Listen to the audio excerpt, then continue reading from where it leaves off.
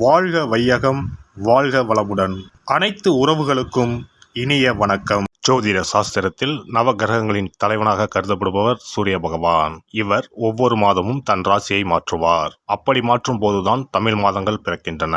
அந்த வகையில் நடைபெறும் விசுவாவசு ஆண்டு மார்ச் மாதம் 15ஆம் தேதி ஞாயிற்றுக்கிழமை அன்று ஏகாதசி திதியில் திருவோணம் நட்சத்திரத்தில் பரிகம் நாமயோகத்தில் பாலவம் கரணத்தில் சித்தயோகம் கூடிய நன்னாளில் இந்த மகத்தான பங்குனி மாதம் பிறக்கின்றது. இம்மாதத்தில் சூரிய பகவான் மீனராசியில் சஞ்சரிப்பதால் இது மீன மாதம் என்றும் அழைக்கப்படுகின்றது. இம்மாத கிரகநிலைகள் என எடுத்துக்கொண்டால் மீனராசியில் சுக்கிரன், சூரியன், சனி பகவான் உள்ளனர். கும்பராசியில் செவ்வாய் பகவான், புதன் பகவான், ராகு பகவான் உள்ளனர். மிதுன ராசியில் குரு பகவானும், சிம்மத்தில் கேது பகவானும் உள்ளனர். இம்மாத கிரகப்பெயர்ச்சி என எடுத்துக்கொண்டால் சுக்கிர பகவான் பங்குனி மாதம் 13ஆம் தேதி மேசராசிக்கு பயிற்சியாகின்றார். செவ்வாய் பகவான் இம்மாதம் 18ஆம் தேதி கும்பராசியில் இருந்து மீனராசிக்கு பயிற்சியாகின்றார். புதன் பகவான் இம்மாதம் 23ஆம் தேதி சனி வீடான கும்பத்தில் இருந்து குரு வீடான மீனத்திற்கு செல்கிறார். இந்த கிரகங்களின் பெயர்ச்சியால் இம்மாதம் உங்களுக்கு எவ்விதமான பலன்கள் கிடைக்கப் போகிறது, அது சாதகமாக அமையுமா இல்லை பாதகமாக அமையுமா என்பதனை பற்றி காண்போம். பிறக்கப் போகும் இம்மாதத்தில் ஒரு சில ராசிக்காரர்களின் சிக்கி சீரழிந்த வாழ்க்கை பயணம் மாறப்போகிறது. மனக்கசப்பில் வாழ்ந்து வந்த உங்களுக்கு இனி வசந்த காற்று வீசப்போகிறது. எதிரில் யமனே வந்தாலும் சிவனின் அருளால் எதிர்த்து நின்று போராடும் பலம் உங்களை வந்து சேரும். உங்கள் பிறப்பு ஒரு சாபக்கேடு அல்ல, அது சரித்திரம் படைக்கப் போகிறது. வரும் வாய்ப்பினை சரியாக பயன்படுத்தி கொண்டு உங்கள் வாழ்வில் வளமும் நலமும் செல்வ செழிப்பும் பெற்று வாழ்வில் உயரிய நிலையை அடைய வேண்டும். கன்னி ராசி அன்பர்களே, இந்த மாதம் எதிர்ப்புகள் அகலும், பகை விலகி எதிலும் வெற்றி கிடைக்கும், தன்னம்பிக்கை அதிகரிக்கும், தகராறுகள் வழக்குகளில் சாதகமான போக்கு காணப்படும். நன்மை தீமைகளை பற்றி கவலைப்படாமல் எதையும் துணிச்சலாக செய்து முடிப்பீர்கள். உத்தியோகத்தில் இருப்பவர்களுக்கு வீண் அலைச்சல் குறையும். எடுத்த காரியத்தை வெற்றியுடன் செய்து முடிப்பீர்கள். எண்ணப்படி எல்லாம் நடக்கும். தொழில் வியாபாரத்தில் இருந்த போட்டிகள் குறையும். உங்களது செயல்களுக்கு தடை ஏற்படுத்தியவர்கள் தாமாக விலகிவிடுவார்கள். பணவரத்து கூடும். தொழிலை விரிவாக்கம் செய்வதற்கான முயற்சிகளில் ஈடுபடுவீர்கள். குடும்பத்தில் இருந்த மன வருத்தங்கள் மாறி சுமூகமான நிலை உண்டாகும். கணவன் மனைவிக்கு இடையே இருந்த இடைவெளி குறையும். வீட்டில் சுபகாரியங்கள் நடக்கும். திருமண முயற்சிகள் கைகூடும். பிள்ளைகளால் பெருமை உண்டாகும். பெண்களை பொறுத்தவரை சாதக பாதகங்களை பற்றி கவலைப்படாமல் எந்த காரியத்தையும் துணிச்சலாக செய்து முடிப்பீர்கள். உங்களுக்கான எதிர்ப்புகள் விலகும். கலைத்துறையினர் பேச்சு திறமையால் காரியங்களை சாதகமாக செய்து முடிப்பீர்கள். அலைச்சல் குறையும். பயணங்கள் செல்ல நேரலாம். வீண் வாக்குவாதங்களை தவிர்ப்பது நல்லது. காரிய தாமதம் ஏற்பட்டாலும் சாதகமான பலன் கிடைக்கும். அரசியல் துறையினருக்கு எதிர்பார்த்த காரியங்கள் தடைகள் இன்றி முடியும். எதிர்ப்புகள் மறையும். பகை பாராட்டியவர்கள் பகையை மறந்து நட்பு கரம் நீட்டுவார்கள். நீண்ட நாட்களாக இருந்து வந்த பிரச்சனைகள் குறையும். மன உறுதி அதிகரிக்கும். மாணவர்களுக்கு போட்டிகள் குறையும். எதிலும் வெற்றி பெற வேண்டும் என்ற எண்ணம் தோன்றும். கல்வியில் முன்னேற்றம் காண்பீர்கள். நட்சத்திர பலன்கள் உத்திரம் 2, 3, 4ஆம் பாதங்கள். இந்த மாதம் வீண் அலைச்சல் உண்டாகும். மற்றவர்களுக்கு உதவி செய்வதில் ஆர்வம் ஏற்படும். வாக்கு வன்மையால் அனுகூலம் உண்டாகும். எந்த காரியத்தையும் யோசித்து செய்வது நல்லது. பணம் சார்ந்த கஷ்டங்கள் குறையும். காரிய வெற்றியும் நன்மையும் உண்டாகும். அஸ்தம் நட்சத்திரம். இந்த மாதம் காரிய அனுகூலம் உண்டாகும்.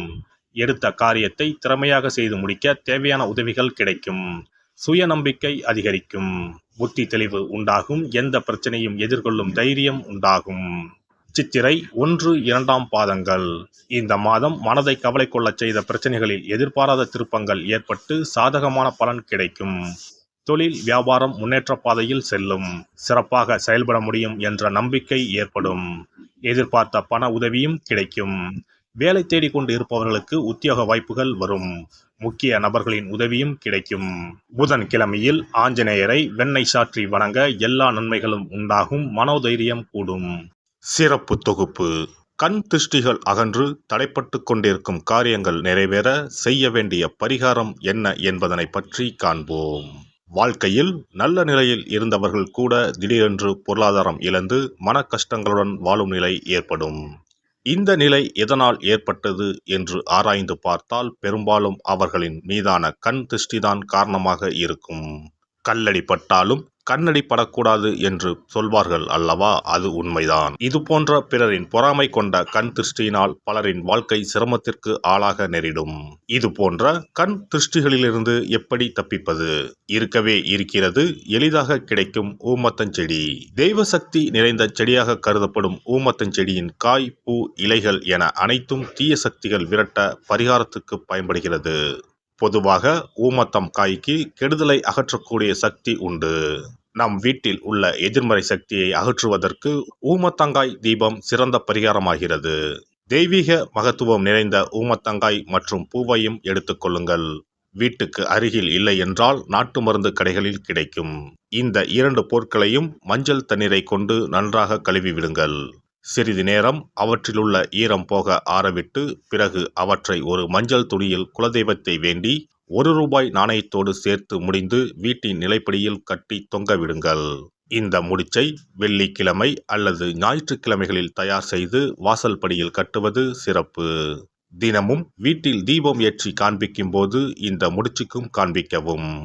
இதேபோல் ஊமத்தம் இலைகள் கிடைத்தால் அந்த இலைகளை சுத்தமான மஞ்சள் தண்ணீரில் கழுவிவிட்டு அவற்றை கொண்டு வீட்டில் இருக்கும் விநாயகருக்கு திங்கள் கிழமைகளில் தொடர்ந்து அர்ச்சனை செய்து வர வேண்டும். ஊமத்தம் பூவையும் விநாயகருக்கு சூட்டலாம். 3 வாரங்கள் தொடர்ந்து திங்கள் கிழமைகளில் விநாயகருக்கு ஊமத்தை இலையால் அர்ச்சனை செய்து ஊமத்தம் பூவை சூட்டி வழிபட்டால் வீட்டில் உள்ள கெட்ட சக்தி நடமாட்டம் மற்றும் கண் திருஷ்டிகள் தீரும். ஊமத்தம் செடியும் சிவபெருமானுக்கு உகந்த இலை ஆகும்.